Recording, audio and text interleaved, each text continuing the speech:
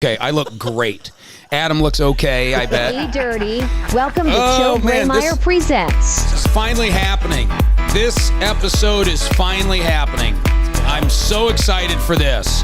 You guys don't even know why you're excited, but you should be, and you're about Better to be. to be dead and cool than live and uncool.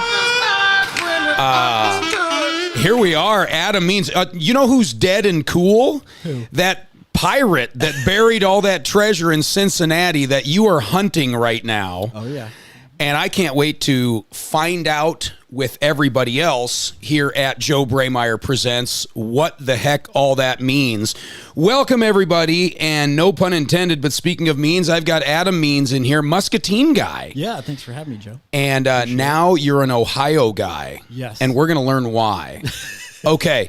I'm going to try to bring everybody up to speed as I understand it from a layman from this situation. Sounds good. Mm-hmm. And then I'll have you jump in and, correct any misinformation that might be in there. Totally fine. COVID hits. Mm-hmm. You're a personal trainer. Yep. Gyms get buttoned up. No more clients in the gym. Yep. Adam finds himself with some time on his hands, so he picks up an old book or perhaps a series of books and finds this story somewhere. Right.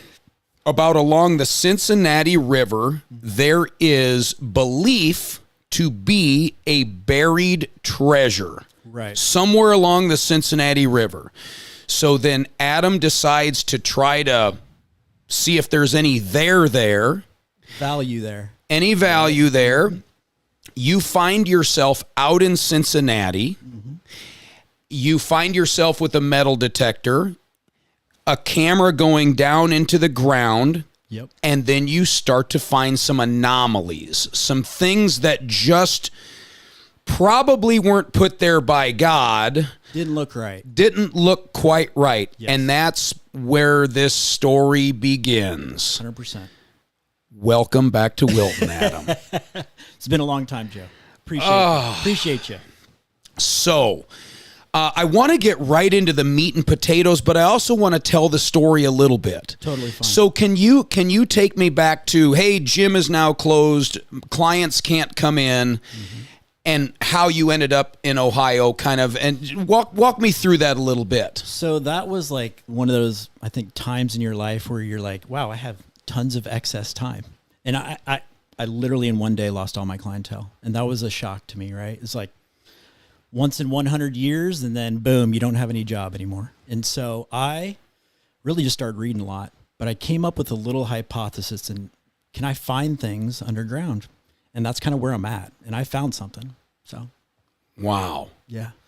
Okay, you sent me some video, which we'll pull up. Yep. Katie, our audio is good on the live on Facebook and all that stuff, right? If you could tee up some of those clips, and we'll get to them. Totally fine. Mm-hmm. But can anybody because you just as a normal person, you were able to go into Cincinnati and just start walking around with a metal detector, Good right? Question. Awesome question, actually. No, you have to pull permits, and just for a metal detector. For metal detecting, it's a public park, right? So you can't just go around, especially here in Iowa. Like it is illegal to go metal detecting in a public park. And so much big government going on. Come on, you can't even walk around with a metal detector. It was one of those things where if I'm going to do something, I'm going to do it right. I'm just going to try to follow the laws to a T. And it probably took like 5 minutes to do that metal detecting permit, but that got me there, right? So that allowed me to get into the park and do this. Okay. And I'll apologize in advance. I'm probably going to interrupt along the way, and I don't mean to do that for being rude's sake, but I just don't want to lose a thought because I got to imagine some other people are thinking this. Yeah. Mm-hmm.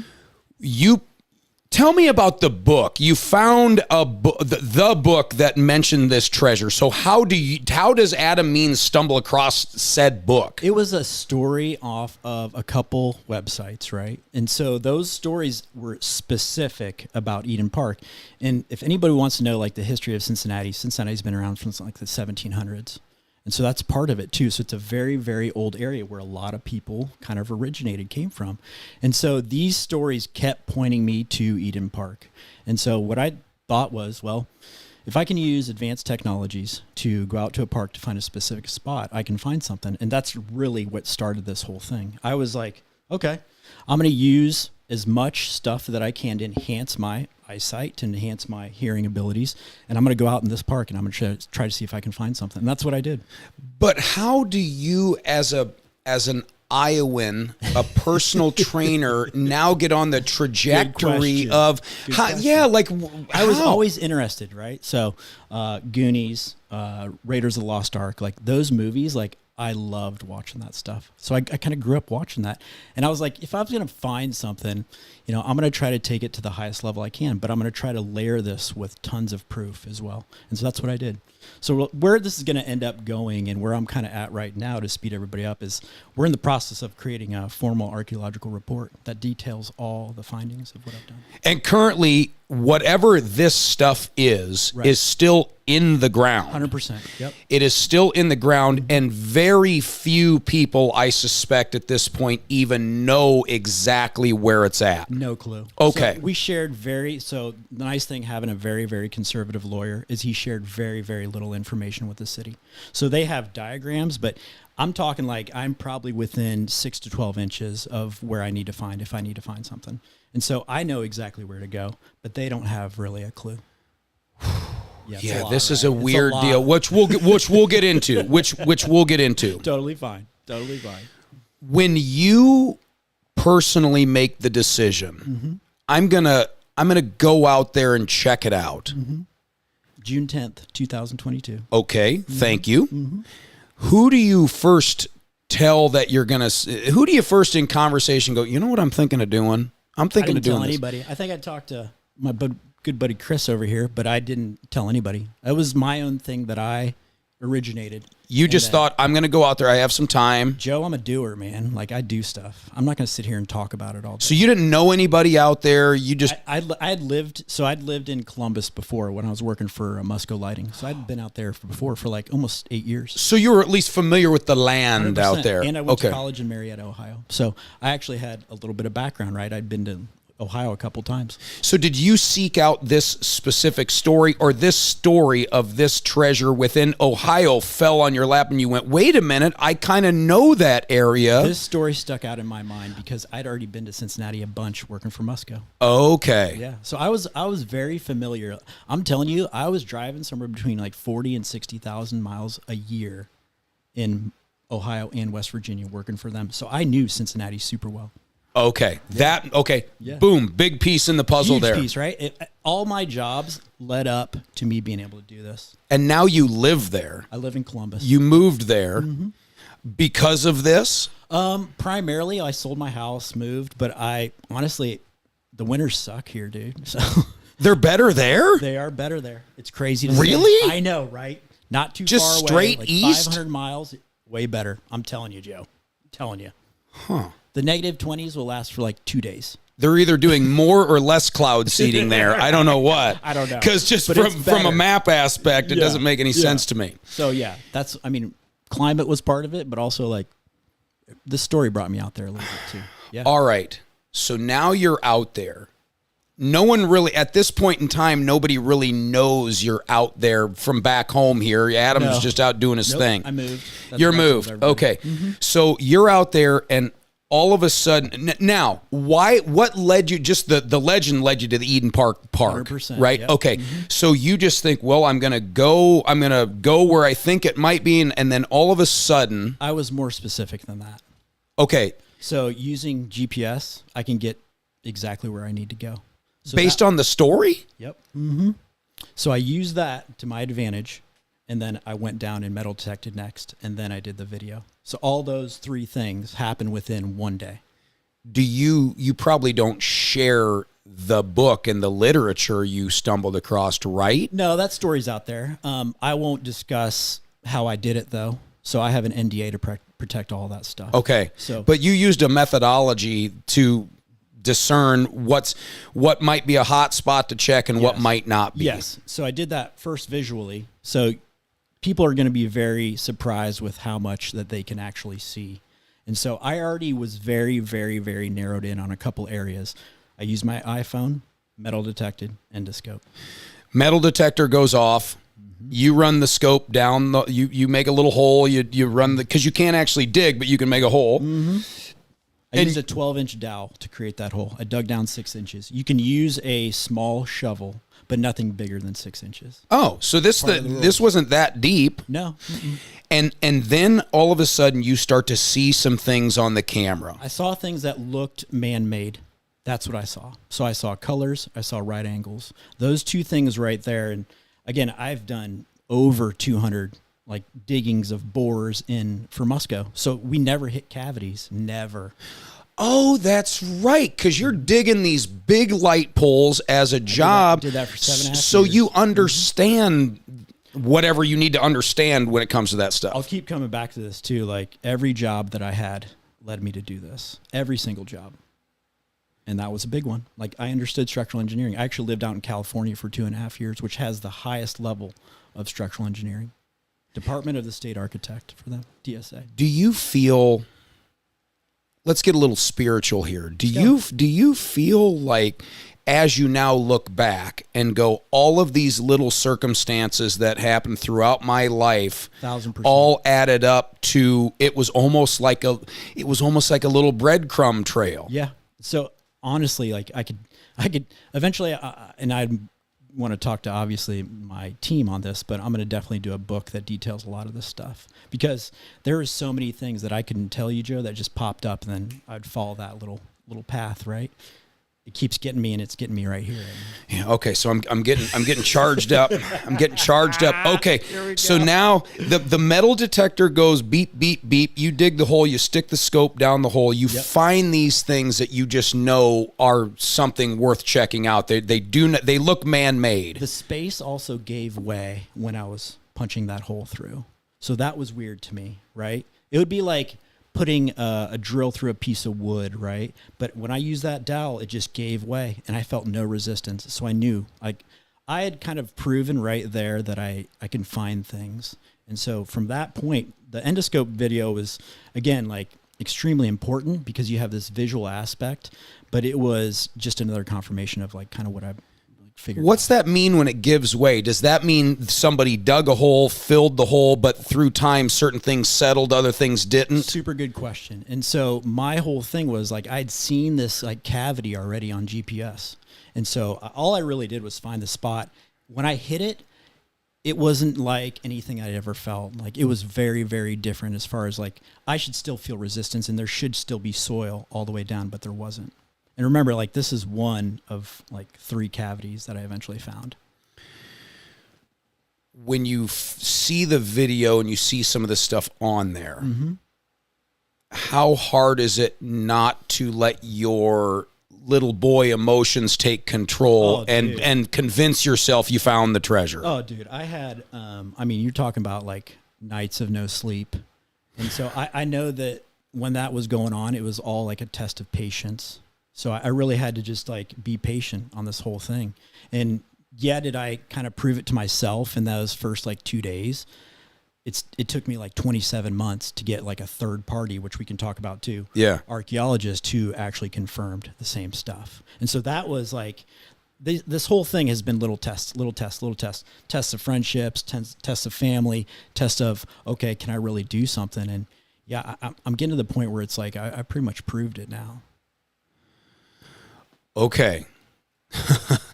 So if it's only 6 to 12 inches down there where maybe you can grab something. It was 18 inches. 18 inches. So I dug down about 6 and I used a 12-inch dowel. That's not that far. Nope. We're talking from blades of grass to potentially some treasure, like a coin or a crown or a scepter or something. If you see that first video that I sent to you, that's from grade level down to the ground. We're gonna overlay it on this video while we're talking. And each time that I sent that to you, just so you kind of can visualize, like each time was like 2 feet deeper in the ground. In the redo, yeah.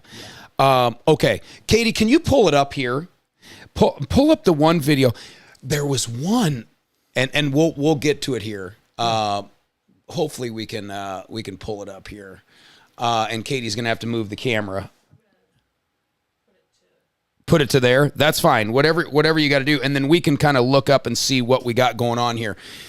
But you had to prove some of this to the city. 100%. Right? So what you did is you took a few videos to say, hey, this is why we need to look at this thing, right? Okay, so this is one of them right here. You can kind And of see my little marks on the side, right? so this hole is what, about the diameter of what, a baseball bat? It's actually a little smaller than that. So Okay. it's about 5/8 of an inch. But So you maybe can the see diameter it. of a golf club stick. Yeah, but you'll see it. It starts to look real weird on the sides, and then I hit this object right here. Yeah. So that little thing. To Okay, the left, Katie, pause it right there. Can you pause it right there? Okay, that's wild. Yeah. Off to the left, Yep. that looks like a face. 100%. It looks like a nose, it's like a side profile, ear, everything. And then you're saying the thing right to the right of the nose there, that's an object. And I hit it a little bit lower, so I had to pull that. When I see the rest of this video, I'll pull that endoscope out a little bit because I couldn't go any further. Yeah, right? go ahead, Katie. Yeah. Oh, yeah. So you got stuck there. Yeah, and it does look like a big cavity right there. Right. And so that Look at that. That right there gave me like a huge clue.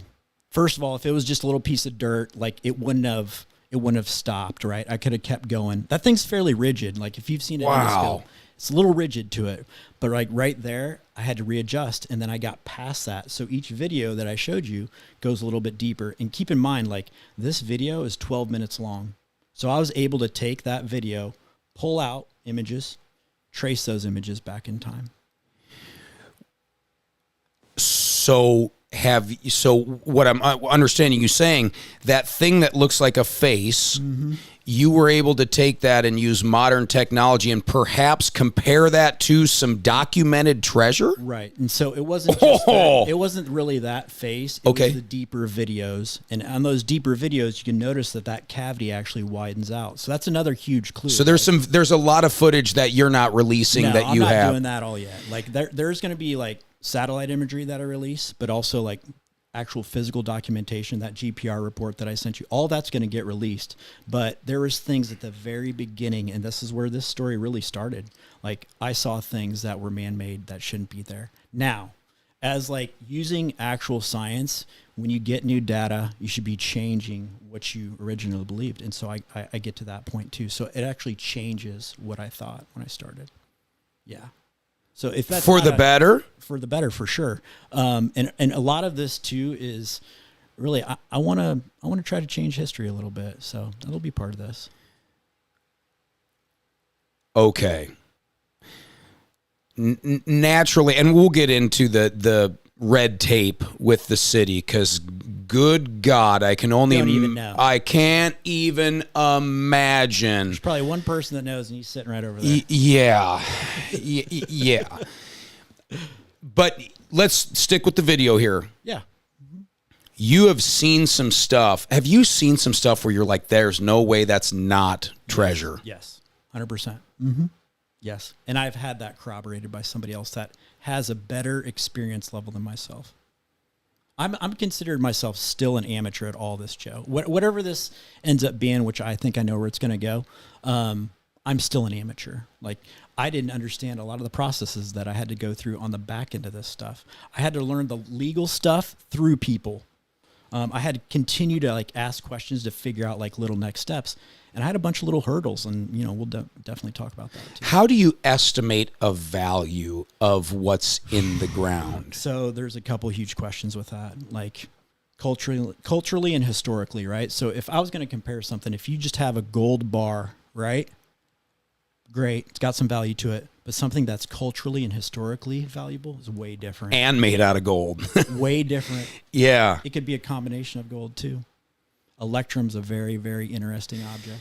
Do you ever think that there might be something down there that might contradict what we've been told and taught? I think it's going to really, really challenge the high level people as far as archaeology goes. But yes, I do believe that. Mm-hmm.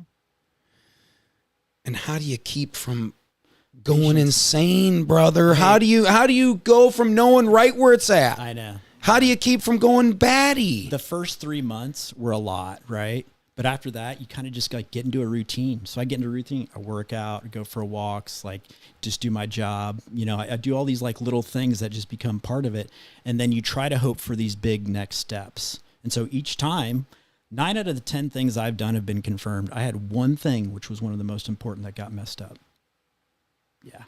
What do you mean? So I had, this whole process was permitting, test. Well, that second test was the most important. So that was the whole excavation of all this. That's where the big bucket digs into the ground. Well, when it comes to archaeology, no. So you're actually using the most modern tools that you could think of. Small hand trowels, big boxes that can just shake dirt. It's very, very, very basic, but it's basic for a purpose, right? If you're dealing with something that's potential artifact, you don't want to mess it up. Right. So they didn't even allow that. So in the second permit that I got for the excavation, they did not allow any sort of motorized tools. Yeah. Well, if it's only 18 inches down, why not just use a shovel and That's exactly right. But here's the biggest point of that too, is you got to go to the right spot. Biggest point. And only you know where it's at. No, the thing is, with the ground penetrating radar survey that I had done, like I told you, I found that one cavity, right? Well, I found that cavity twice and I found 2 more. So I found a total of 3. Are they all kind of in the vicinity of one another? So yes, you're exactly right. So one is the first cavity that I did the video in, which I would consider A1, which is how they labeled it. That cavity is 170 feet away from the other cavity, A2.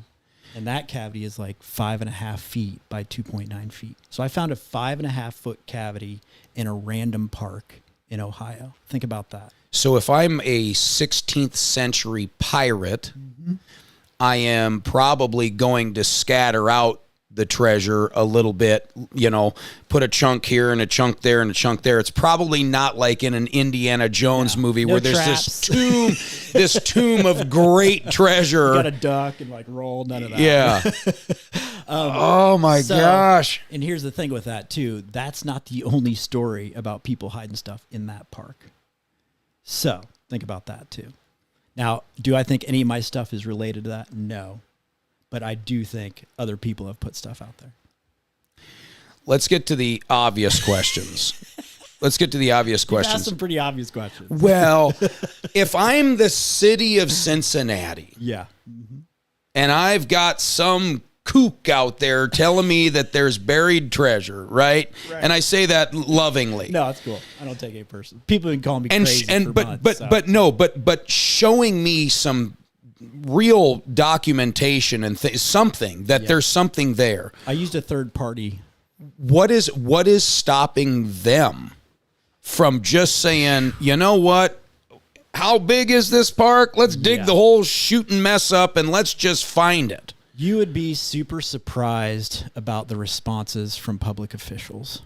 Give me some nutty ones. I guess most of it would be they don't want to do anything totally outside of their own job of what they're doing right now.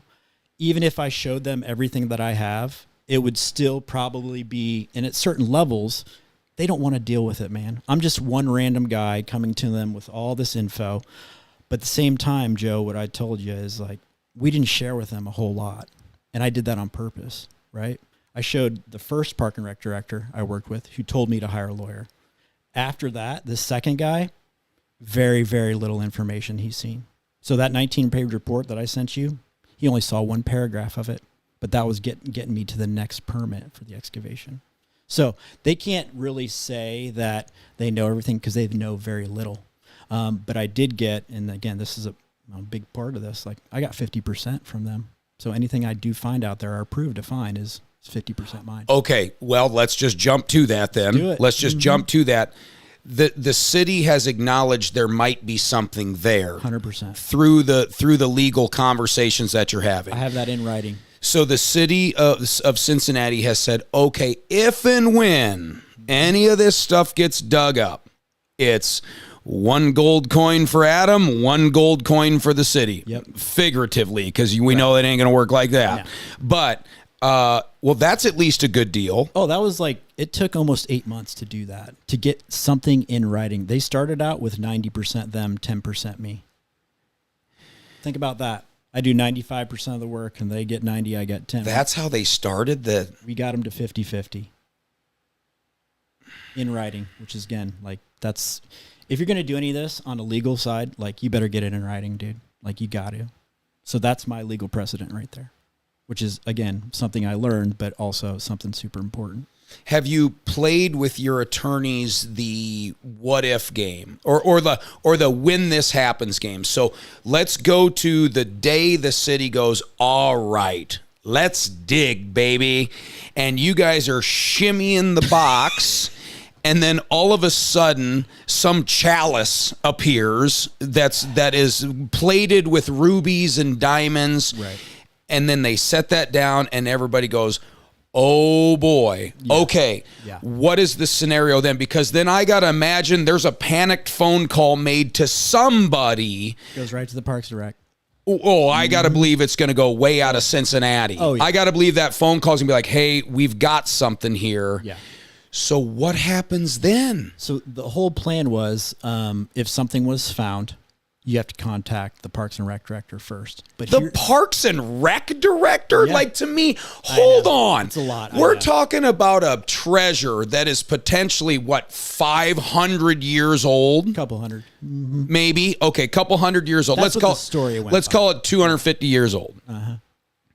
And we find this, and we have to ring the guy that's coordinating the Frisbee golf tournament this weekend. And I'm not taking anything away from the Parks and Rec director, right? I'm not. But to me, you don't at least call the mayor. You don't at least call somebody, the district attorney. Like, you call the Parks and Rec director? Very odd, right? That was how it was set up in the permit. So I'm telling you, like, I followed the laws to the T on this, and that was part of it. So something was getting found. It had to be going right to the parks office. That was the first call. Now, remember, too, part of this is like, I wasn't the one initiating the dig. I was the one that pulled the permits, and I hired a contractor to do that, but I wasn't the one physically digging. So that was part of that excavation permit as well. So the contractor knows where it's at. Yes. Mm-hmm. Now, they will know where it's at if they use the previous survey. So part of this that I learned, Joe, and again, like, large learning curve, right? You have to have somebody else do the stuff that you need done, and I can't physically go out and do it by myself. But they have to follow a certain set of procedures to do the project correctly. And again, we can get into that too. So, a lot going on. Can I just puff on this for a second? Because I feel myself getting all heightened hearing this. Yeah, mm-hmm. and I think part of it is the not a ton of love for authority, right? And so that part of me right now is trying to calm down, because I can only imagine that it's a lot of frustration. you've gone through so many emotions up till this point. Oh yeah. Let's take a break from the nuts and bolts of it. Yeah.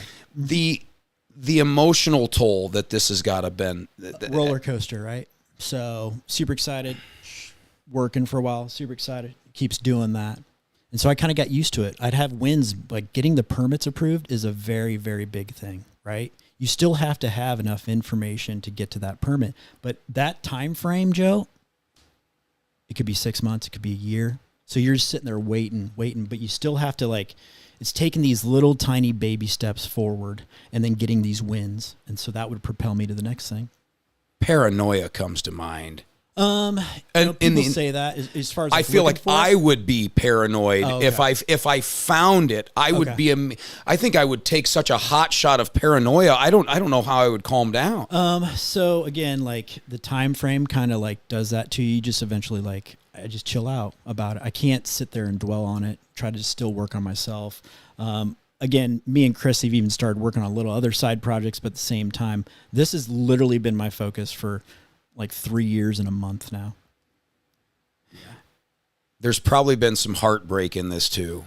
Oh yeah. Have there been some people that you really hoped would fully support you through this this adventure, we'll call it, that just kind of have always poo-pooed it along the way? Have there been some of that? Yeah, and I think part of that whole process was like, this has been a filter, right? I know the people that are going to be here for me now, like 100%. Like, I know those people. Like, I can call them. The people that aren't, that's too bad, man. Like, it's a test. It was just a big test. And so it filtered a lot of these people out of my life. But the people that know and that are still around, like, they're going to get rewarded for all this, man. Can I tell you a quick story? I Go talked ahead. about you Yeah. behind your back. This was probably Totally cool. a month or two ago. We have a guy, oddly enough, named Adam. I call him always something Adam. It's always something with the guy, but he's just a genuinely wonderful guy. Yeah. He's been with me for a long time. And he came into the office with this thick colored book. Mm-hmm. And it was that some rich guy buried a bunch of treasure and left. Longworth? I'm not sure. Okay. And he left like little clues and said, "Hey, buy the book. Go out. All the answers are in the book." Yeah. This is like a new thing. Like he buried like a Bitcoin and like like Superman 1 issues and just cool stuff. The guy had us a bazillion dollars. Anyway, he came out with a book. Hey, this is real treasure out there. You can go find it. Yeah. Uh-huh. So Adam comes in with that book and he's like, "I'm taking Friday off. I'm driving to North Carolina. I got a buddy. We've got a flashlight. We've got some bug soother and we're going for it, baby." We got some bugs. Yeah. And I tell you, I had a brief moment of, and then I thought, you know what? This is something that he's so excited about. He's going to be exhausted by the end of this thing. Mm-hmm. He's got a free 3-4 days. Was it like Memorial Day weekend or something? It was something like that, Katie. We had a long weekend. Yeah. And I thought to myself, you know what? I thought about you. And I was like, and I even told him, I said, I'm not going to make fun of you because I'm not going to make fun of Adam Means because I talked about your thing to my staff. I'm like, you're never going to guess. But this was years ago. I'm like, I just talked to Adam Means. Yeah. And I told the story, what I knew at that point. Mm-hmm.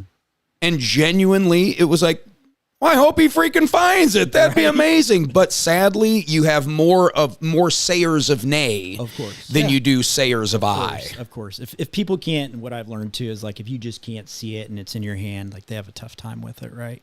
I'm going to tell you this. I had a huge advantage. Man. And so that first day, like... From your background. A lot of it, but also like my little hypothesis was that, I can use advanced technologies. And so that's what I did, man. Mm-hmm. But I encourage anybody that's super passionate about it, right? Do it. What's wrong? There's nothing wrong with trying to go find something. How old is this country? Super old, right? There's stuff all over the place. I think it's just so great from the standpoint of... Oh, wait till you see all this stuff, Joe. Like it's a different level. Treasure aside, you. Mm-hmm. The average person takes a body blow to their career or their income, dude, that was and huge. The average person just goes, well, boom. And then they say, well, I need to go find another job. And they go out and they just find another job. And that's fine. I mean, people want stability. They want to feel safe. But then you have those anomalies out there like yourself that go, I think this might be a blessing. And it maybe has opened up a small window in time where I can go try this thing out and see how it goes. Exactly right. That's what I did. I had time. If you don't have time for this, your stuff, working out, like you have to designate time to it. You can't just play it off and say, I'm going to try to do this. It has to be something that you focus on. And I just started focusing on it. I called Chris like when this all was going on, and I've known Chris for like literally 40 years. And he was like, okay. And then as we've gotten through this process, it's like, here's some more evidence. And it's literally, Joe, I've layered it. I've found a third party who's way more qualified than myself. The dude's got 2 master's degrees, a bachelor's and a minor in geology, bachelor's in anthropology. Wow. Been published 7 times, done actual excavations, way over my level. I got him to back me. And he knows how to shoot a camera. Not Chris. Oh, not that Chris. That's my archaeologist. Oh, your archaeologist. My archaeologist, his name is Joseph Scott. So just a super good dude, like another Joe in my life. I bet this guy is pumped. Is this like a find of a career for him, or it's super funny because he's so even keeled, dude. Like so right here. He just doesn't want to get lost in the sauce. He doesn't. We approach something, we talk about it. Like I bounce questions off of him. He discussed stuff with me, and it's actual like systematic conclusion that we come to, not based off of my opinion. My opinion has nothing to do with what's going to come out. Like I can sit here and tell you what I think it is, but eventually everybody's going to see what it is. So. I have to imagine if it gets greenlit, Like, Yeah. all right, let's do it. There has to be some major productions that would like to be part of this documentary, if you will. I would honestly think so. I've kind of like. Or are you guys going to shoot it yourself and then own all the rights? You gonna bring in some big heavy hitters? I got to imagine you at least send out a couple letters, right? I'll probably. I mean, honestly, Joe, I'll probably talk to my whole team about that, how we want to approach it. But I do have some avenues that I can take to make this popular really fast. But I chose to give. When I give people my word, man, like when I told you I want to be on your show, like I want to be on your show, like I'm going to eventually be on your show. I was really happy about that. Yeah. I do that same thing with the city of Cincinnati, whether it's on paper or not. I told them, like, I want to show you this stuff in person. And then beyond that, if you don't want to respond, which is somewhat the case, like, then I'm going to do what I need to do. Let's go down that road. Because isn't it crazy that you can go to really in any work field, but we're talking about the city employees here, the clerks, all the people that are making the city run. You go to them and say, hey, this could be a historic discovery. Yeah. And it is looked at with kind of like because it's going to create a lot more work. If you actually find that, or they actually dig it up, you know how much work it's going to take those city employees, and they're probably thinking of that going, man, I don't want to dig for this because it's going to take a ton of effort. And it's sad because am I right? Am I on the right track? You're on the right track based on the conversations that I had and one of the ending conversations that I had with one of the city officials. It felt like an inconvenience. And I was like, man, I started this before you even worked here. You know, that was one of those things, like, I've been doing this 3 years, man. I have tons of evidence. I've probably shown 5 to 10% of really what I have. So. And you're also, though, a level-headed guy, a good communicator, by all accounts, a normal person. When I think of somebody walking around with a metal detector, I envision kind of a Doc Brown, right? Right? You just, in your head, you're like, that's kind of the guy that and well, but you don't look like a Doc Brown. You don't come off as one. Like, I doubt you went flying into the city and went, I found treasure, where's the permit department? No. So that's gotta have played in your favor, just in all the life experiences, right? And I working for Musco too, which I'll go back to them because I had to deal with the city stuff. So I knew the public process, right? I'd done bid projects all over the place. That's right. I knew how to submit information to get a permit. I knew all these things that I had learned just from that job. And so doing that, like, I mean, big thanks to everybody. I still have friends that work at Musco. The place is great. Like, thanks for all that experience, because that literally is what helped on 40% of this, maybe more. Yeah. It was a lot, man. What do you think it's worth? If you had to guess, dude. I know that's kind of a slutty question, but I mean, I kind of have to ask. So the main story, again, like, do I think it's something from the main story? No. But that story was estimated like 30 million. So that was the pirate story. Again, like, when I told you a little bit ago that my thoughts changed based on the new information that I had already gathered, right? I try to change my thinking as I acquire new stuff, and so I had to change what I thought. So I think it's worth more than that. So, how do you think it'll go? I'll give you 3 scenarios. Okay, let's hear it. The best case scenarios. We're talking, it's now dug up. Okay. We have a big pile of treasure here. Mm-hmm. Do you think it ends up being a case where a Smithsonian comes in and says, okay, this is worth, we'll just say $10 million. This is all worth $10 million, but we want it. Here's your $10 million. And then you and the city split it. Do you feel like it might be all right, well, you can do that, but I'm going to keep a few mementos? Mm-hmm. Or I don't want to keep anything. You wouldn't even want to have a piece? I don't want somebody to give a reason to come try to get in my house or something like that. Well, what are you going to do with the $10 million in your mattress? Just gonna spread it out. I ain't putting that in the bank. Spreading it out. No, yeah. I don't have any money in my mattress, by the way. That'd be a dumb place to hide it. No, I have it buried in a park in Cincinnati, off the Cincinnati River. Another part of that, right? So, yeah. people used to bury things instead of take them to the banks, right?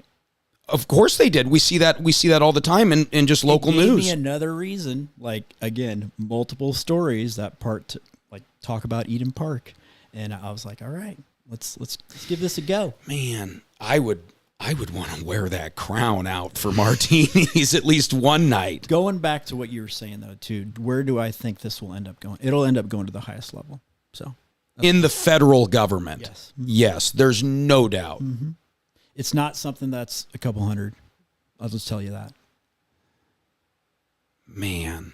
Fun stuff, right? And you've actually pulled up some potential documented pictures of what might be in there? Yes.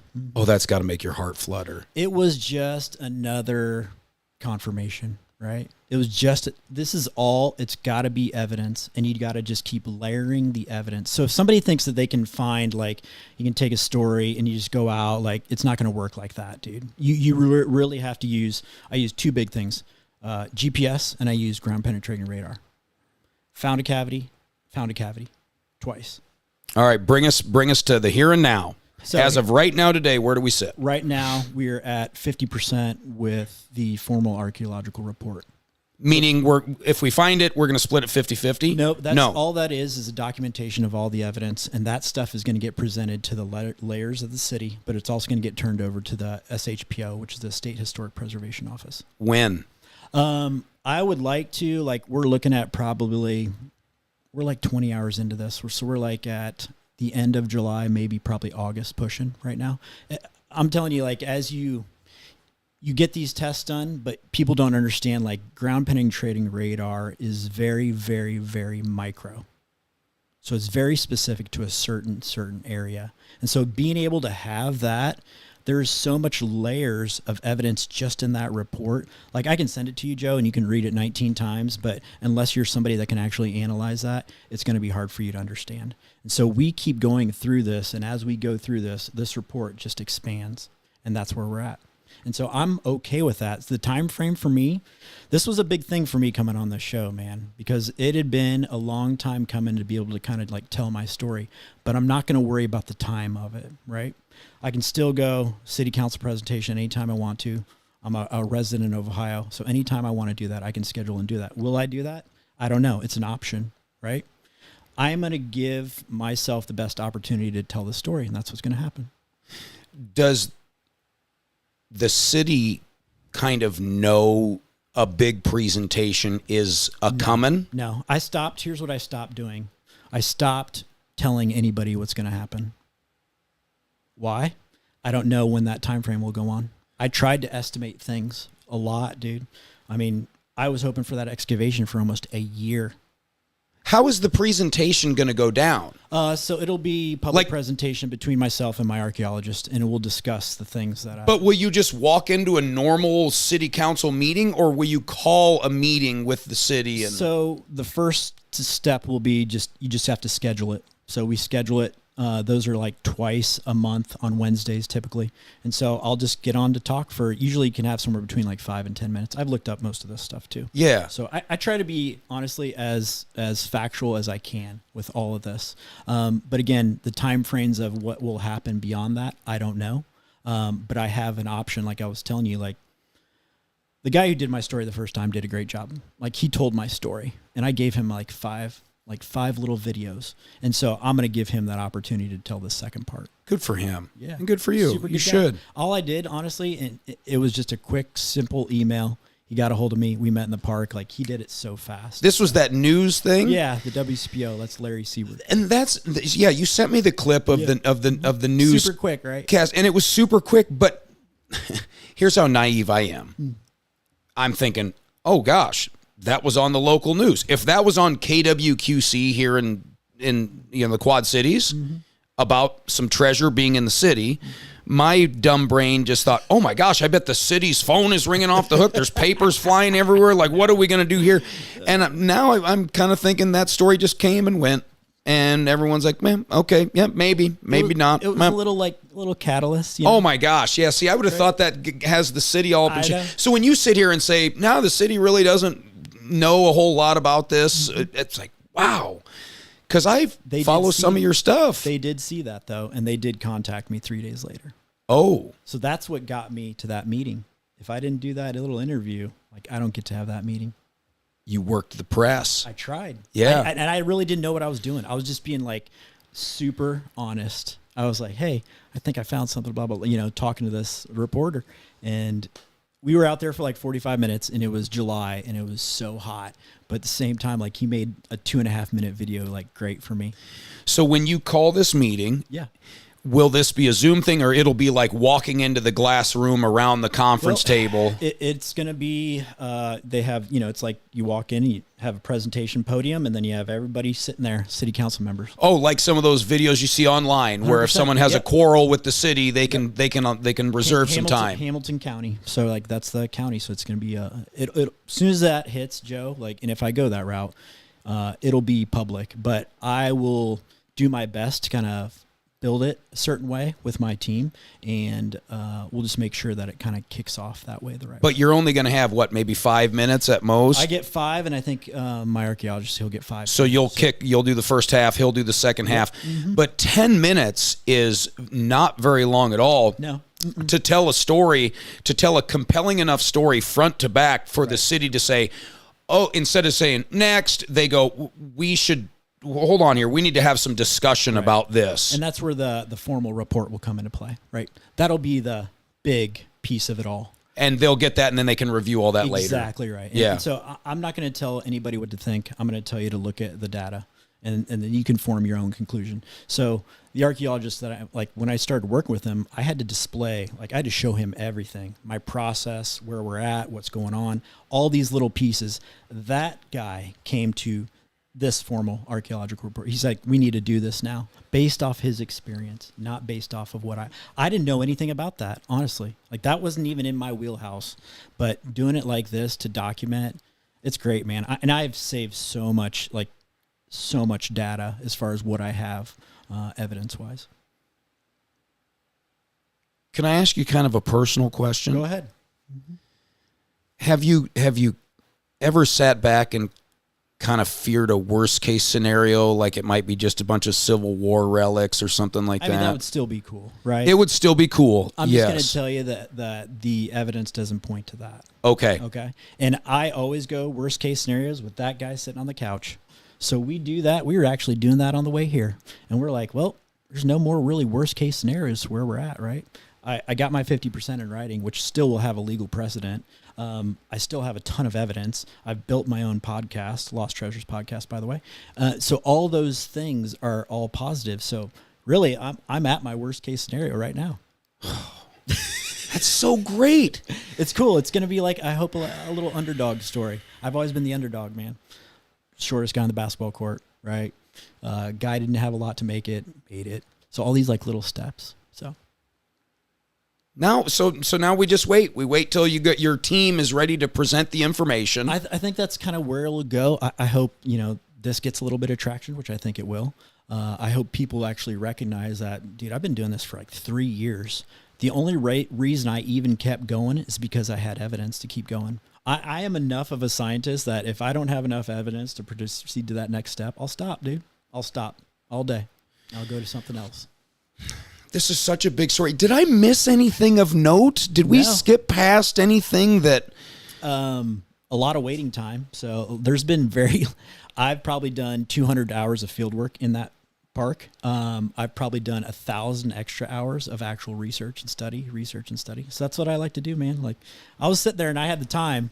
I created a little idea and I just branched off that idea. But I had people that honestly like helped me along the way. Like I wasn't even thinking the podcast route until my lawyer mentioned something. And then I hook up with another lawyer. So my media lawyer is my co-host, John Scheel. Like that was another piece of this puzzle. And I've been like breadcrumbing this stuff, but this is probably the most in-depth because I'm kind of like you on the other end, right? I'm the guy who's going to ask questions. We're going to sit there and talk about stuff. I haven't been interviewed, in a while. So it's been awesome.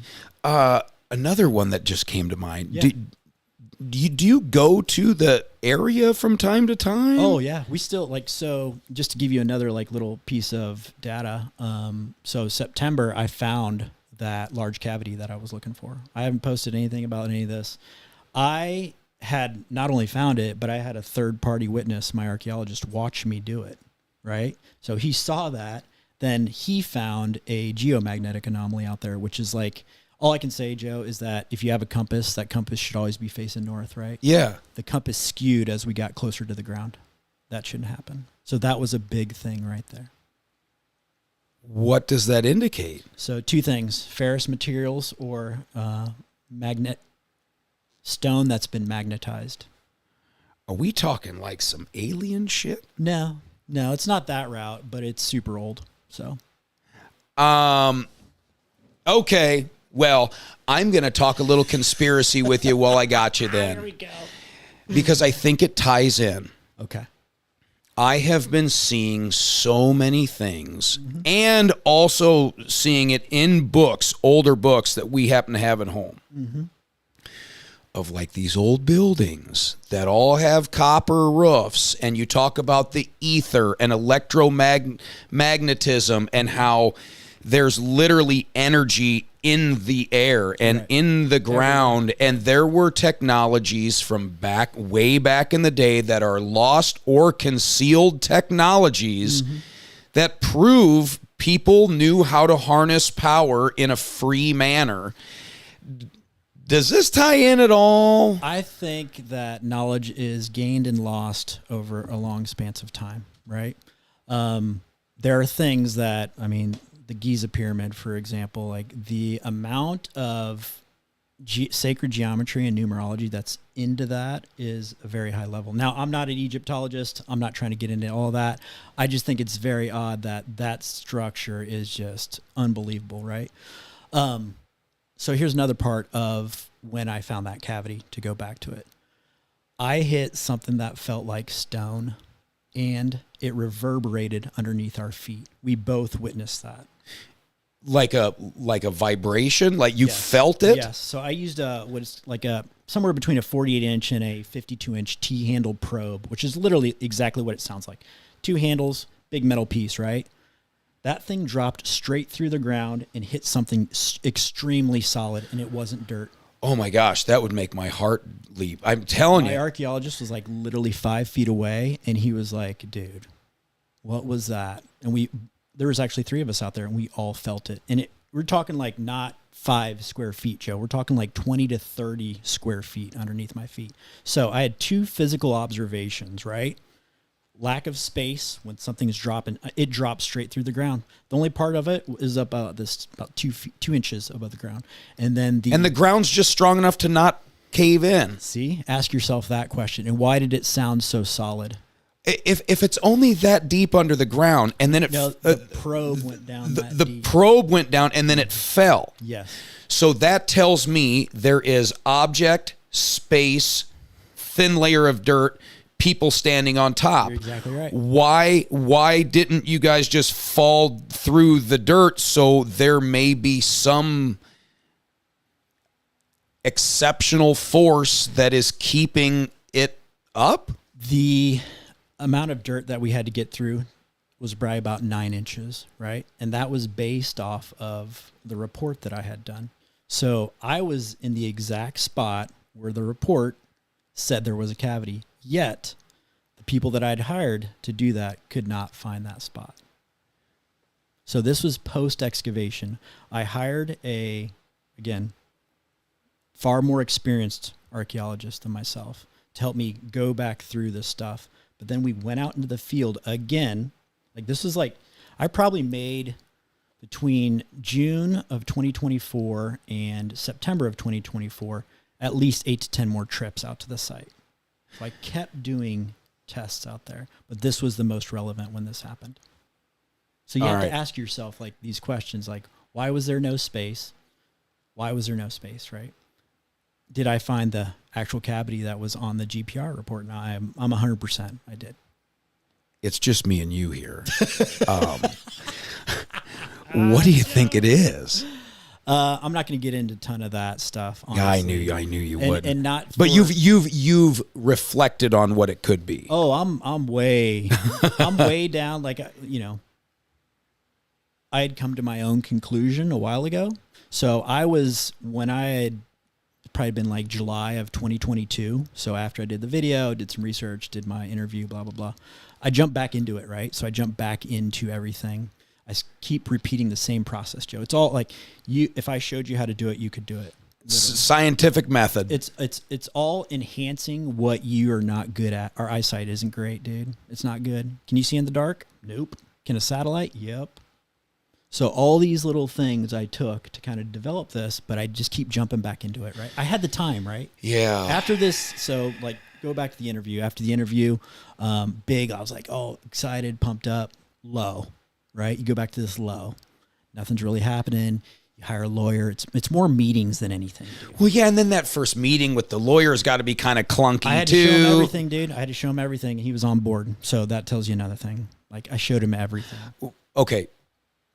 We're gonna turn back around here. We're gonna turn back around. I totally understand you don't want to say what you think this thing might be under the ground, but do you feel confident in what you believe it is? I feel confident in what my archaeologist and myself came to the conclusion on, and so that's what I'm going with. I'm going with somebody that has better information as far as experience goes. Yeah. And then we are combining our data with his background, and that's where we get to. So there is a hypothesis out there. Oh, 100%. And this will be one of those things that the report isn't for everybody, right? You're going to have a certain level of verbiage and a certain level of knowledge to like read this thing. I'm pushing at least 60 to 100 pages this thing is. The last 40 pages are going to be all appendix stuff. So all the data layered on top of itself. So what I kind of did was a multimodal convergence, just adding layers and layers and layers of data. And then we just take it and we turn it into something that, a good percentage of people will be able to read, but at a certain level. Without giving any details, have you offered up any little deals to the city? No. Not like, tell you what, and if you agree to do it, we'll front the money for the excavating, or we'll do that. Okay, no. And we don't. Yeah, and we don't. I don't have to give them any feelers on anything. And soon as I took every step to sit down and talk, if I keep reaching out to you, right? Yeah. And it doesn't happen, or you stop talking to me, I'm not going to come on here, right? Same with meetings with them. It got to a certain point. I kind of hit a wall, but good advice from this guy over here, but also my archaeologist. We just started working on the report. We just started compiling the data together, man. I'm trying to give my case, but I'm giving using objective data, not my own, right? I can tell you what I think it is, Joe, but at the same time, like, I would really rather the data speaks for itself. So what if it doesn't? Is there a legal route where you can, in a way, just kind of go above the city's head? That's a great question. And so, yes. So the State Historic Preservation Office actually would be able to. Now, I'm going to present this. Like, Joseph Scott was an archaeologist out in California, so he dealt with the SHPO out there as well. And so I already knew this was going to kind of end up there because it should be in a museum. It shouldn't be in my house. That's why I answered like that, right? And a little bit out of my own like safety. I don't want people coming in my house. Well, it makes sense. Right? Yeah, if it's known that, hey, you've got this on your mantle, right. Yeah. But at the same time, like, I want you to be able to see it. I want her. I want him. I want everybody to be able to see it, man. That's where it should go, to that level. Like, be in a museum, show everybody. Yeah.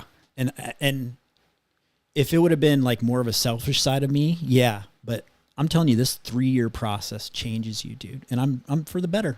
Best shape of my life.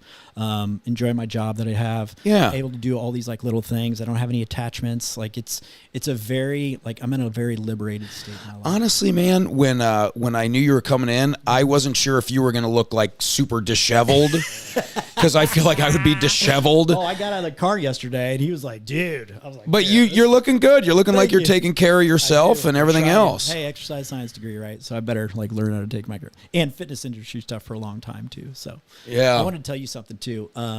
So when I kind of figured out this whole, I'm going to tell you, I was 90% sure before I moved that I could find stuff. Okay. And so I saw you at one of the gyms in Iowa City right before I moved. And I was like, look at this guy coming back around full circle.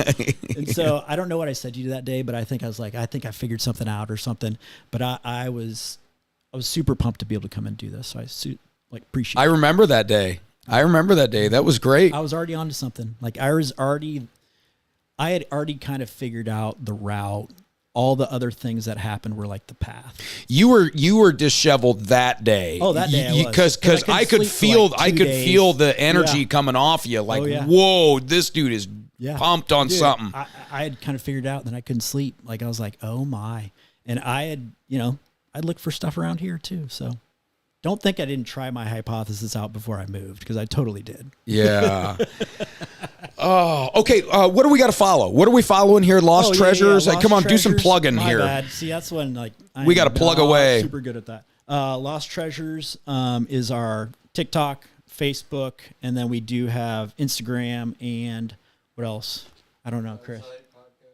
Oh yeah, our website too. Thanks to this guy, Chris. Thank you very much for the website. Well done, Chris. Yep. Yeah. LostTreasuresUSA.com is our website. And so part of this too, I'm going to leave it up to people that are better than me and how I'm going to distribute some of this information, but I'm definitely going to send it to you so you'll be able to read it. Well, thank you. I would love that. And I want to keep doing updates and stuff like that. Get your dictionary. Oh. And I want to do this too. I definitely want to, after this comes out, I'd love to come back on and do it. Oh, I'd love to have you. Yeah, because I'm going to have a lot more stuff that I can say at that point, right? So maybe we'll have T-shirts to give away by that time too. So yeah, then we'll get to some. Dude, this is great. Yes. You've been I enjoy watching your podcast and your. Stuff. I enjoyed this. I feel like I have a much better understanding of where you're at and what's going on. I'm giving you the big overview without do I know what I found? I'm really, really sure. I'm like 99. I have a level of excitement right now for you. Do because I want to drop that? No, not yet. That's a planning, and everything comes down to timing too, right? So timing this the right way. So that's why I defer to other people. So we kind of knew what we were going to talk about today coming in here too. So. Yeah. Real quick, did it sound hollow? Did it go boom? Like did it sound like a chamber? It sounded, or did it feel like a thud? Like I hit metal with stone that had no space below it. That's what it sounded like. So, did that sound hollow to you? Yep, it sounded hollow to me. But it also the feeling under your feet was very different. I can't put that into words, right? Like, oh yeah, something reverberated underneath my feet. It totally did. Well, and you tapped it more than once. Oh, yeah. I'm sure you guys banged the hell out of it. I kept hitting it, and another guy who was out there was like, "Oh, get your endoscope," and I didn't do it, and I should have. I just it's okay, no big deal. But I found 2 of the 3 cavities by myself. No archaeological experience, pure amateur, rudimentary tools by myself. Yeah. I'm excited. I hope you guys are excited. Adam Means, Muscatine, now way of Ohio, Columbus, right? Yep. Let me know next time you're in town. Let's do an update. We'll have some fun. We'll talk treasure in general. I think that'd be a lot of fun there's too. Tons of stories too. So there's something also in Northeast Ohio that I'm going to get next. So. Little teaser for everybody. All right. You guys get the heck out of here. Adam, you get the heck out of here. Thanks for coming, man. Appreciate you, Joe. Good to see you.